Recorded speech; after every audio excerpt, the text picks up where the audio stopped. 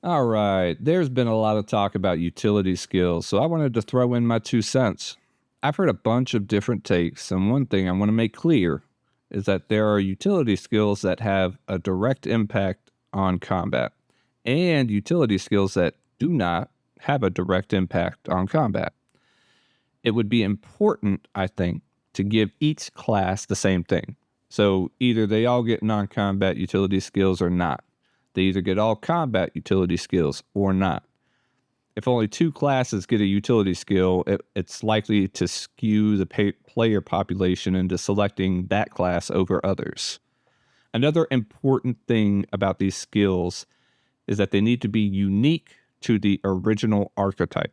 I don't want the secondary augment system to grant these unique skills either. I want groups to have to include archetypes. I want them going into a dungeon and knowing there's a locked door and trying to recruit a rogue for their group. This idea butts up against the idea of trying to bring a meta team that may exclude certain classes. Also, I've been reading the forums and seeing things like the tank's grappling being a utility skill. And I see where you're coming from, and it seems to me that there's kind of a blurry line between normal class abilities and combat relevant utility skills. And I don't really know what the answer is. Is the fighter's blitz a utility skill? Yeah. Is it a core ability in the fighter's kit? Yeah. When are we just talking about cool and fun abilities and no longer talking about utility? I don't really know. But let's have a little fun here. I want to make a utility skill for all the archetypes. And I want you to let me know what you think and come up with your own in the comments below. All right, these are going to have some combat relevance. The tank. Tanks are specialists at taking damage.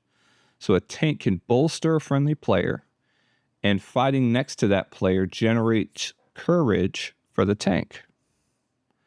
Cleric. A cleric can take a minute and pray over another player and give them 5% to their maximum hit points. Fighters. Fighters refuse to give up. On death, a fighter can choose to return to life for a short period of time, raging beyond death. Though once that time is up, they fall for good. Rogues. They have stealth. They already have a combat relevant utility skill. I believe stealth fits that. That's what rogues get. Rangers. Rangers excel at tracking. They can place a circular template on the ground and channel this ability. And they get info similar to the Bloodhound in Apex Legends. The number of players, the direction they're moving, how fresh the tracks are, whether or not they had a caravan with them, stuff like that. The Mage. We've already learned about their an ability that fits this role, the Arcane Eye. An Arcane Eye reveals stealth players. That feels right up the combat relevant utility skills. Summoner. Summoner can summon a distraction. The target is distracted for a minute, does not initiate combat. Something like the rogue sap in WoW.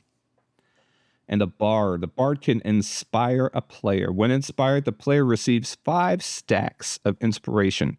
A charge is spent when a player hits a target with a basic weapon attack that would have missed without the inspiration. The stack increases accuracy by 5%. Something like that. Now, let's go to non-combat relevant utility skills. Tanks are masters of taking damage, so their extensive use and knowledge of armor grants them insights into enemies' armor.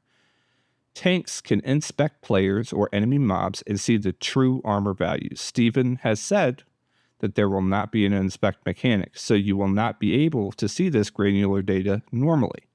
Everyone will see a buff indicator that shows the armor type and quality of the armor. But tanks, if they hover over that buff, see the exact armor value. Cleric. Clerics are masters of life and death. In some locations, like dungeons and raids, you can find corpses that can provide quests for additional rewards, but only a cleric can speak to the dead. Fighter.